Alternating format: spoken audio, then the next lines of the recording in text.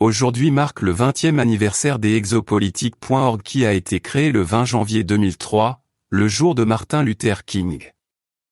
La date a été choisie pour célébrer la vie et la mission de Martin Luther King qui était une inspiration personnelle pour moi, et dont le travail avait des similitudes importantes avec la nouvelle aventure de recherche et de vie dans laquelle je me lançais avec la création de exopolitiques.org. Le Dr King a été confronté à la ségrégation raciale qui discriminait les personnes de couleur dans le sud des États-Unis. En étant d'abord exposé à la réalité de la vie extraterrestre et à une dissimulation massive de preuves à l'appui, j'ai vu une lutte similaire à celle qui avait confronté le Dr King dans le domaine des droits civiques. Ce serait une ségrégation basée, non sur la couleur de la peau, mais sur le privilège et l'accès aux technologies avancées rétro-conçues par les visiteurs extraterrestres et les civilisations anciennes. Après une période de 20 mois de recherche sur les questions soulevées par mon observation de la conférence de presse du projet de divulgation du Dr Stephen Greer en mai 2001, j'ai décidé de changer mes intérêts de recherche conventionnels à l'université américaine où j'avais travaillé depuis 1996 en tant que spécialiste de la paix et de la résolution des conflits. En écrivant mon premier article sur l'exopolitique, le besoin de l'exopolitique, implication des théories du complot extraterrestre pour les décideurs politiques et la paix mondiale, je pensais naïvement qu'il serait bien accueilli par mes supérieurs à l'université américaine de Washington DC. Comme j'avais tort. On m'a dit de ne pas associer l'université à l'exopolitique de quelque manière que ce soit, et je n'ai donc pas pu publier mon article sur ma page web de l'université américaine, que j'avais créée en 1996. Ce refus a directement conduit à la création de exopolitique.org. L'opposition continue a conduit à mon renvoi éventuel de l'université américaine en 2004. 20 ans après la création du site exopolitique.org, je suis encouragé par le nombre croissant d'individus qui s'intéressent à l'exopolitique et qui ont créé des sites et des organisations exopolitiques à travers le monde. Néanmoins, la lutte est toujours massive et beaucoup de travail doit être fait pour exposer l'étendue de la dissimulation de la vie extraterrestre et des technologies d'ingénierie inverse utilisées dans les programmes spatiaux secrets. Nous continuons de vivre dans une société globalement ségrégée où la grande majorité de l'humanité est aux prises avec des problèmes énergétiques, alimentaires et de santé de base au quotidien, tandis qu'une minorité privilégiée a un accès illimité à des technologies incroyablement avancées utilisées dans des bases souterraines profondes et des installations hors planète. Avec zéro transparence et responsabilité. Les individus, les institutions et les processus qui cachent cette vérité au public américain et mondial doivent être exposés.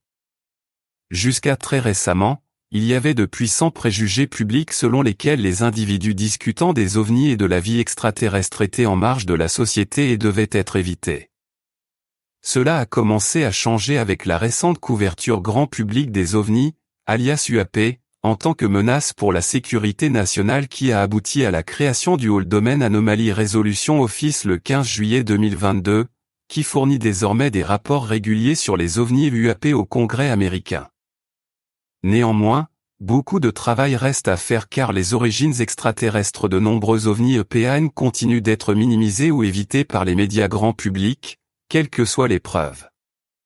Au lieu de cela, les médias de masse décrivent constamment les ovnis EPAN comme une menace pour la sécurité nationale qui soulève le spectre d'un événement sous fausse bannière orchestrée qui manipule une fois de plus l'opinion publique par la tromperie et cache la vérité que nous vivons dans une société mondiale profondément ségrégée, qui a de profondes répercussions sur la qualité de vie du grand public.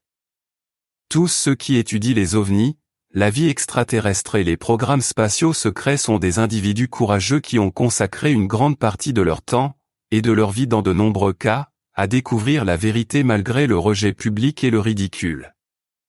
Bien qu'il y ait toujours des différences d'opinion et de méthode parmi les chercheurs, j'admire tous ceux qui ont consacré leur temps aux questions ovnis et exopolitiques étant donné les préjugés publics historiques contre de tels intérêts.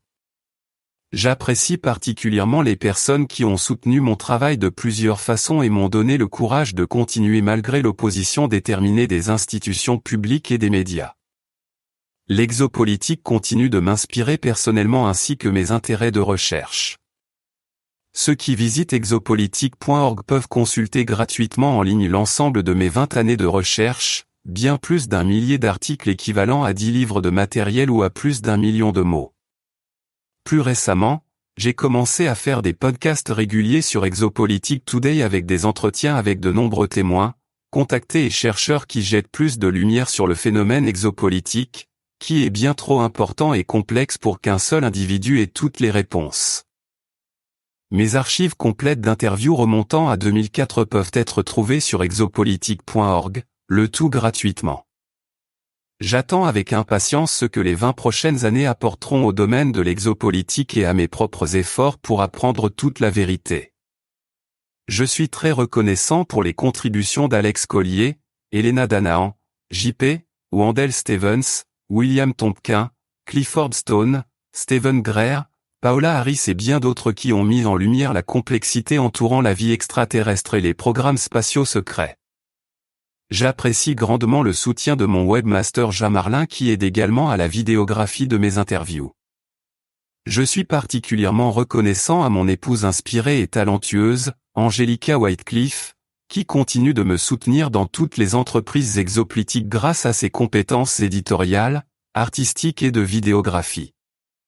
Enfin, je remercie sincèrement tous ceux qui ont eu le courage d'écrire, de parler ou de s'engager à enquêter et à informer les autres sur les preuves de visiteurs d'autres mondes venant sur notre petite planète, et à surmonter la société mondiale ségrégée dans laquelle nous vivons et qui a été créée par ceux qui contrôlent l'accès aux technologies d'ingénierie inverse des civilisations extraterrestres ou anciennes. Vous continuez à m'inspirer et à me donner des raisons d'être optimiste quant aux formidables opportunités qui nous attendent individuellement et en tant qu'espèce alors que nous avançons avec audace pour embrasser la vérité sur nos visiteurs cosmiques et notre avenir Star Trek. Michael Salla, PhD. 20 janvier 2023.